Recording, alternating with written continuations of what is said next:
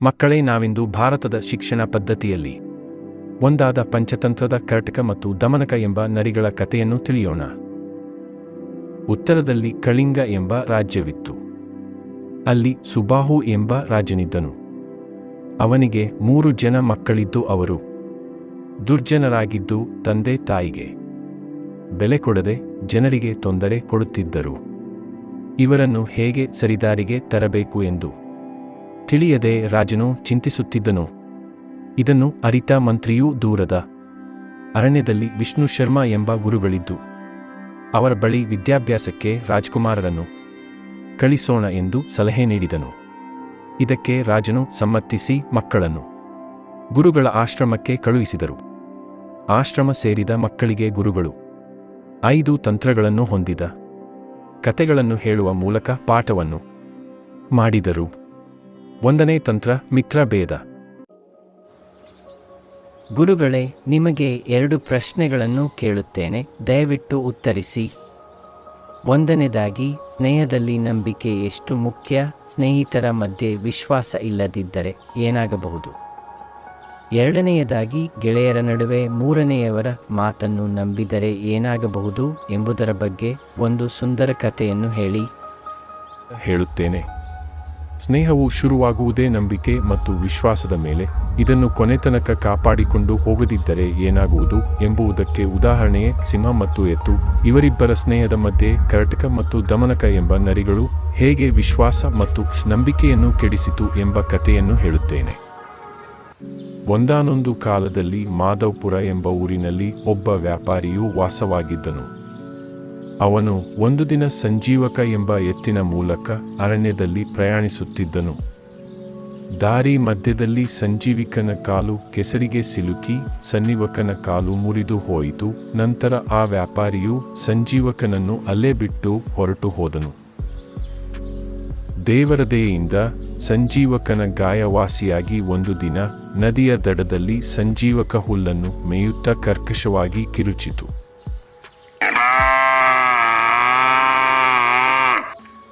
ಈ ಶಬ್ದಕ್ಕೆ ಅಲ್ಲೇ ಮಲಗಿದ್ದ ಸಿಂಹವು ಹೆದರಿ ಹೊಡಿಹೋಯಿತು.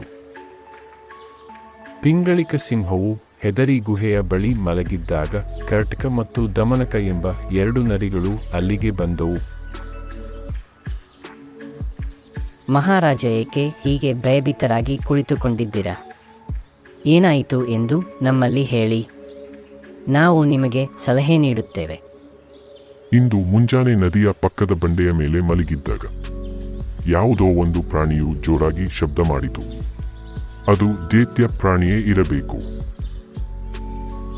ಇಷ್ಟೇ ತಾನೇ? ಯೋಚಿಸಬೇಡಿ ಮಹಾರಾಜ. ನಾವು ಅಲ್ಲಿಗೆ ಹೋಗಿ ಅದು ಯಾವ ಪ್ರಾಣಿ ಎಂದು ತಿಳಿದು ಅದನ್ನು ನಿಮ್ಮಲ್ಲಿಗೆ ಕರೆತರುತ್ತೇವೆ ಎಂದು ನರಿಗಳು ಸಿಂಹಕ್ಕೆ ಹೇಳಿದವು. ಸರಿ, ಹೋಗಿ ಕರೆದುಕೊಂಡು ಬನ್ನಿ. ಸಂಜೀವಕನ ಬಳಿ ನರಿಗಳು ಬಂದು, ಯಾರು ನೀವು ಎಂದು ಕೇಳಿದವು. ಇದಕ್ಕೆ ಉತ್ತರಿಸಿದ ಸಂಜೀವಕನು, ನನ್ನ ಹೆಸರು ಸಂಜೀವಕ, ನಾನು ಕೆಲ ದಿನದಿಂದ ಇಲ್ಲೇ ವಾಸವಾಗಿರುವೆ ಎಂದು ಹೇಳಿತು. ನಮ್ಮ ಹೆಸರು ಕರ್ಟಕ ಮತ್ತು ದಮನಕ ಎಂದು. ನಾವು ಈ ಕಾಡಿನ ರಾಜರಾದ ಪಿಂಗಳಿಕರ ಪ್ರಧಾನ ಮಂತ್ರಿಗಳು. ನಮ್ಮ ರಾಜರು ನಿಮ್ಮನ್ನು ಭೇಟಿ ಮಾಡಲು ಬಯಸಿದ್ದಾರೆ. ತಾವು ದಯಮಾಡಿ ನಮ್ಮ ಜೊತೆ ಬರಬೇಕು. ಪಿಂಗಳಿಕನ ಬಳಿ ಸಂಜೀವಕನು ಬಂದು ತನ್ನನ್ನು ಪರಿಚಯಿಸಿಕೊಂಡು ತನ್ನ ಕಥೆಯನ್ನೆಲ್ಲ ಪಿಂಗಳಿಕನ ಬಳಿ ಹೇಳಿ, ನಾನು ನಿಮ್ಮ ಸ್ನೇಹವನ್ನು ಬಯಸುತ್ತೇನೆ ಎಂದು ಹೇಳಿತು. ಇದನ್ನು ಕೇಳಿದ ಪಿಂಗಳಿಕನು, ನಾನು ಸಹ ನಿನ್ನ ಸ್ನೇಹ ಬಯಸುತ್ತೇನೆ ಮಿತ್ರ ಎಂದು ಹೇಳಿತು. ದಿನಗಳು ಕಳೆದ ಹಾಗೆ ಸಂಜೀವಕ ಮತ್ತು ಪಿಂಗಳಿಕನು ಉತ್ತಮ ಸ್ನೇಹಿತರಾದರು. ಸದಾಕಾಲ ಜೊತೆಯಾಗಿ ಇರುತ್ತಿದ್ದರು. ಪಿಂಗಳಿಕನು ಯಾವುದೇ ತೀರ್ಮಾನ ತೆಗೆದುಕೊಳ್ಳುವುದಕ್ಕೂ ಮೊದಲು ಸಂಜೀವಕನನ್ನು ಕೇಳುತ್ತಿದ್ದನು. ಒಂದು ದಿನ ಪಿಂಗಳಿಕನು ಸಂಜೀವಕನಿಗೆ ಹೀಗೆ ಹೇಳಿದನು. ಸಂಜೀವಕ, ನಮ್ಮಿಬ್ಬರ ಸ್ನೇಹದ ಗುರಿತಿಗಾಗಿ ನಾನು ನಿನ್ನನ್ನು ಪ್ರಧಾನಿಯಾಗಿ ನೇಮಿಸುತ್ತಿದ್ದೇನೆ. ಪಿಂಗಳಿಕನ ಈ ನಿರ್ಧಾರ ನರಿಗಳಿಗೆ ಇಷ್ಟವಾಗಲಿಲ್ಲ. ಹೇಗಾದರೂ ಮಾಡಿ ಇವರಿಬ್ಬರ ಸ್ನೇಹವನ್ನು ಮುರಿಯಬೇಕು ಎಂದು ತೀರ್ಮಾನಿಸಿದವು. 2 ದಿನಗಳಿಂದ ಆಹಾರ ಸಿಗದೇ ಇರುವುದನ್ನೇ ನೆಪ ಮಾಡಿಕೊಂಡು ನರಿಗಳು ಪಿಂಗಳಿಕನ ಬಳಿ ಬಂದು ಹೀಗೆ ಹೇಳಿದವು. ಮಹಾರಾಜ, ನಿಮಗೆ ಆಹಾರ ಸಿಗದೇ ಇರಲು ಸಂಜೀವಕನೇ ಕಾರಣ.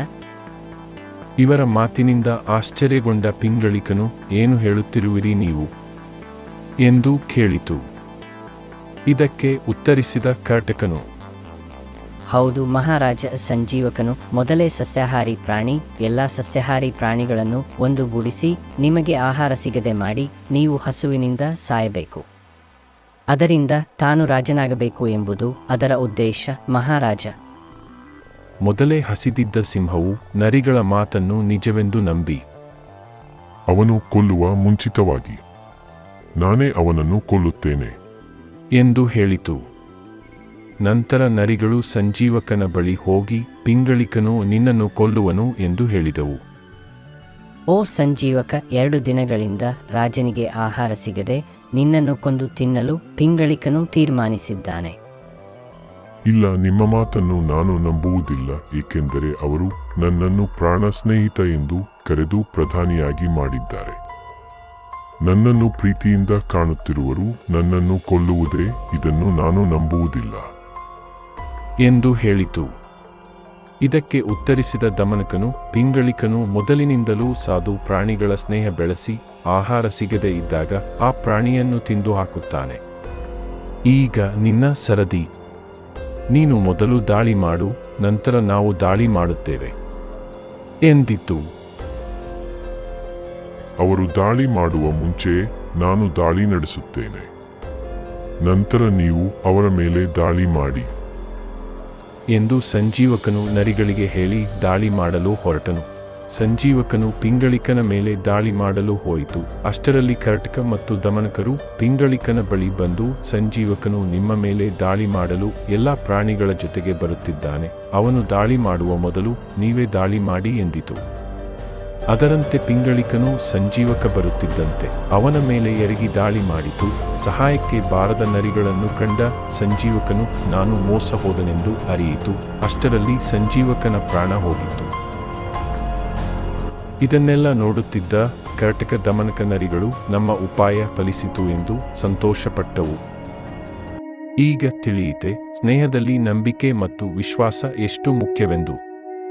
ಇದು ಒಂದೇ ಮನಸ್ಥಿತಿ ಇರುವವರಿಗೆ ಮಾತ್ರ ಇರುತ್ತದೆ. ಒಂದೇ ಮನಸ್ಥಿತಿಯ ಸ್ನೇಹಿತರು ಎಂದರೆ ಯಾರು ಎಂದು ಮುಂದಿನ ಕಥೆಯಲ್ಲಿ ಹೇಳುತ್ತೇನೆ.